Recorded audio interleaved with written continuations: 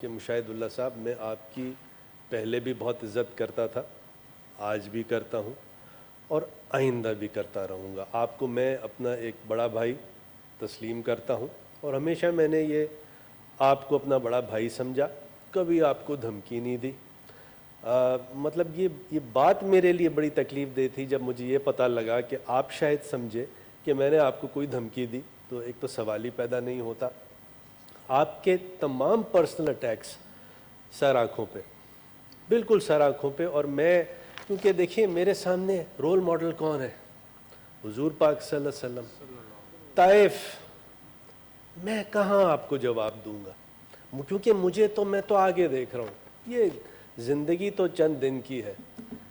جو میرا آبجیکٹیو ہے کہ اس دنیا میں شاید اگر تھوڑا سا حضور پاک صلی اللہ علیہ وسلم کا نام لے کے کوشش کی جائے کہ ان کی تقلید ہو جائے، شاید شفاعت ہو جائے میری، تو سوال ہی پیدا نہیں ہوتا کہ میں آپ کی کسی بات کا کسی بدتمیزی سے نہ جواب دوں گا، نہ تند و تیزی کروں گا۔ لیکن ایک بات ضرور مجھے یاد آئی بیٹھے بیٹھے کہ عزیز منشی صاحب تو نواز شریف صاحب کے اٹارنی جنرل تھے، شریف الدین پیرزادہ صاحب بھی at material Times Nawaz Sharif صاحب کو ایڈوائز بھی دیتے رہے، ان کے ایڈوائزر بھی رہے۔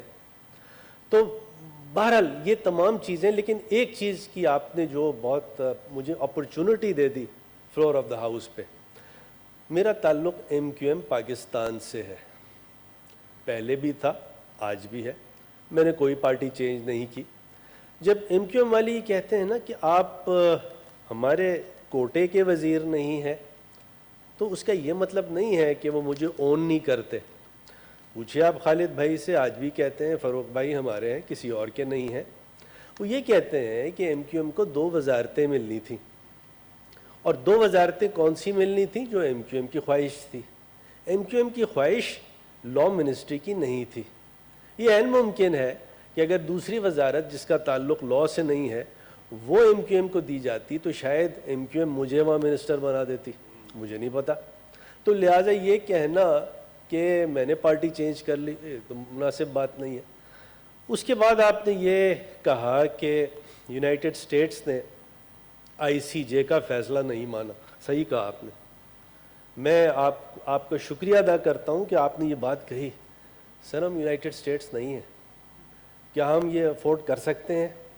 آپ مجھے بتائیے، جیسے میرے چلے گئے جو سراج الحق صاحب ہیں یا دوسرے، وہ کہتے ہیں کہ وہ بائی دا وے یہ کہہ رہے ہیں کہ فاروق صاحب آپ ذہین آدمی ہیں، کمپیٹنٹ آدمی ہیں، کوئی مجھ پہ کرپشن کا بھی اللہ کا شکر ہے الزام نہیں لگاتا۔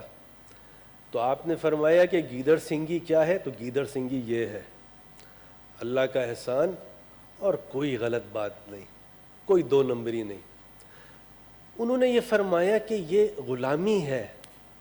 میں تو غلامی کی بات تو یہ پھر دوسری طرف لے جاتی ہے، لیکن 90s میں بے نظیر صاحبہ کی بھی گورنمنٹ تھی، نواز شریف صاحب کی بھی گورنمنٹ تھی، متعدد گورنمنٹس تھیں، پھر لاسٹ 10 ایئرز پیپلز پارٹی کی بھی گورنمنٹ تھی، پی ایم ایل این کی بھی گورنمنٹ تھی۔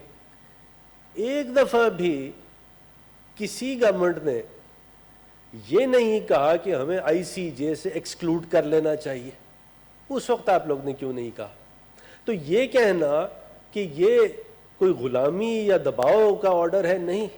پاکستان نے 1967 میں جب یہ وینا کنونشن آیا تھا اور آپشنل پروٹوکول آیا تھا، 64 کا وینا کنونشن ہے اور 67 کا آپشنل پروٹوکول ہے، اس وقت پاکستان نے اس کو کنسیڈ کیا اور اس کو اڈاپٹ کیا۔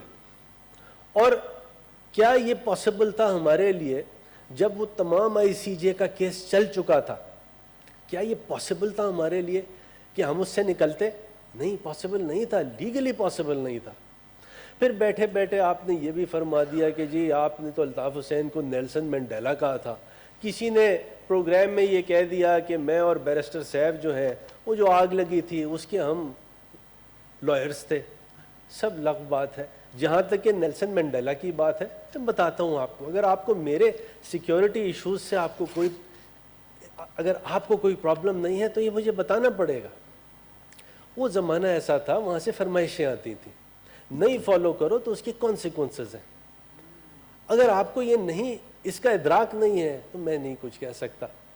آگے چلتے ہیں. جاوید عباسی نے یہ بات کی اور بہت سے ہمارے دوستوں نے بات کی کہ آرڈیننس کی فیکٹریز ہیں. سر دیکھیں ایسا ہے کہ آرڈیننس بننا اور بنانا یہ لکھا ہے آرٹیکل 89 میں، جہاں تک کہ فیڈرل آرڈیننس ہے. جہاں تک کہ پروونشل آرڈیننس ہے وہ ہے آرٹیکل 128. تو کیا خوب ہوتا کہ 18ویں ترمیم جو میرے بھائی نے بنائی، رضا ربانی نے، اور تمام دوسرے دوستوں نے بنائی، تو اس آرڈیننس کو ایکسکلوڈ کر دیتے آپ. دیکھیں رول آف لا اور وہ ہے کانسٹیٹیوشنلزم، یعنی ہمیں آئین پر عمل کرنے کی بات ہے. تو آئین میں کیا لکھا ہے کہ آرڈیننس بنایا جا سکتا ہے. جیسے کسی نے یہ فرمایا کہ اگر یہ تو پارلیمنٹ سیشن میں ہے تو آپ ٹیبل کیوں کر رہے ہیں، تو آرڈیننس آپ بنا نہیں سکتے. میرے خیال میں تھوڑی بات غلط مرد ہو گئی. جس وقت آرڈیننس آئے گا اس وقت پارلیمان سیشن میں نہیں ہونا چاہیے. جو وہاں لکھا ہوا ہے، جاوید عباسی نے کہا سرکمسٹانسز ایگزسٹ، تو اس کی تشریح پاکستان کی اعلیٰ عدالتوں نے کی ہے کہ اس کی صرف اور صرف تشریح یہ ہے کہ اگر تو پارلیمان سیشن میں نہیں ہے تب آپ آرڈیننس لا سکتے ہیں. اس کا اور کوئی مطلب، کوئی ایمرجنسی، کوئی ارجنسی اور کوئی نہیں ہے سوائے اس کے. دا کرائیٹیریا اس کا یہ ہے کہ کیا پارلیمان سیشن میں ہے یا نہیں ہے. اور جب یہ آرڈیننس لایا گیا پارلیمان سیشن میں نہیں تھا. اور آرٹیکل 89 جس طرح 18ویں ترمیم کے بعد بنا ہے وہ یہی ہے کہ جب آرڈیننس آ جائے تو بعد میں اس کو ٹیبل ہونا ہے. ٹیبل کب ہوگا؟ وہ تبھی ٹیبل ہوگا جب پارلیمان سیشن میں ہے. تو یہ کہنا کہ آپ آرڈیننس لا رہے ہیں جب پارلیمان سیشن میں ہے، تو میرے خیال میں سر پھر تھوڑی سی ہمیں کانسٹیٹیوشن کی اور جورسپروڈنس کی تھوڑی سی آگہی لینی پڑے گی کہ اس کا مطلب کیا ہے. اس کے بعد جیسے آپ نے فرمایا کہ advisers, S A P Ms, انہوں نے ریزائن دے دیا، اور کیونکہ آپ ریزائن دے دیا تو آپ اپنے مسلز دکھا رہے ہیں. دیکھیے انہوں نے ریزائن دیا، اپنی مرضی سے دیا، وہ آئے اپنی مرضی سے آئے. اور آئین میں لکھا ہے کہ کتنے ایڈوائزرز ہو سکتے ہیں. اگر شہزاد اکبر آج ایڈوائزر ہے تو اس لیے ہے کیونکہ آئین میں دیا ہوا ہے. اگر بابر اعوان ایڈوائزر ہے تو اس لیے آئین میں دیا ہوا ہے. آرڈیننس میکنگ جو ہے ہمارے اس ملک میں ارتقائی مراحل سے گزرا. ایسا تھا کہ پہلے 70s 80s سے پہلے بار بار آرڈیننس لائے جاتے تھے اور ایکٹ آف پارلیمنٹ بننے کی ضرورت نہیں ہوتی تھی.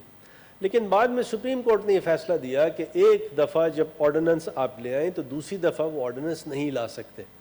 اور وہ جب بعد میں 18ویں ترمیم آئی تو 18ویں ترمیم نے آرڈیننس میکنگ کو بالکل ریسٹرکٹ کر دیا. اور اب یہ بھی کنڈیشن ڈال دی کہ اگر آپ آرڈیننس لائیں گے تو آپ کو ٹیبل کرنا پڑے گا. لہٰذا یہ تمام آرڈیننسز جو ہیں این 18ویں ترمیم کے مطابق جو آرٹیکل 89(2) میں دیا ہوا ہے تو وہ تمام چیزیں دی ہوئی ہیں. تو یہ تمام کے تمام ایڈوائزرز ہیں. S A P Ms rules of business میں لکھا ہوا ہے، ایڈوائزرز کانسٹیٹیوشن میں لکھا ہوا ہے، آرڈیننس کانسٹیٹیوشن میں لکھا ہوا ہے. آپ یہ تمام ریپیل کر دیں، لیکن اگر 18ویں ترمیم میں آپ نے ان کو انٹیکٹ رکھا ہوا ہے تو یہ کہنا کہ یہ جمہوریت کی توہین ہے، میرے خیال میں یہ مناسب بات نہیں ہے. Last and not the least آپ نے یہ فرمایا کہ شاید ایم کیو ایم والوں کا ابھی بھی الطاف حسین سے کوئی کانٹیکٹ ہے. یہ بالکل غلط بات ہے. ایسی بات نہ کریں جس کا آپ کو بھی پتہ ہے درست نہیں ہے. جب الطاف حسین سے اس ایم کیو ایم پاکستان نے اپنے راستے جدا کر دیے تو جدا کر دیے، اور اس میں کوئی دو اوپینینز نہیں ہے. تو last and not the least جتنی بھی یہ کمیٹیز کی جو بات چلی، شہری رحمان صاحبہ نے فرمایا یہ تمام بلز جو نیشنل اسمبلی سے جو پاس ہوئے، جو دو آج موجود تھے، وہ نیشنل اسمبلی کی کمیٹیز میں گئے تھے. وہاں کی کمیٹیز نے جب پاس کیا تو نیشنل اسمبلی نے پھر پاس کیا. تو کسی قسم کی کوئی پروسیجر کی نہ بائی پاسنگ ہے نہ وائلیشن ہے.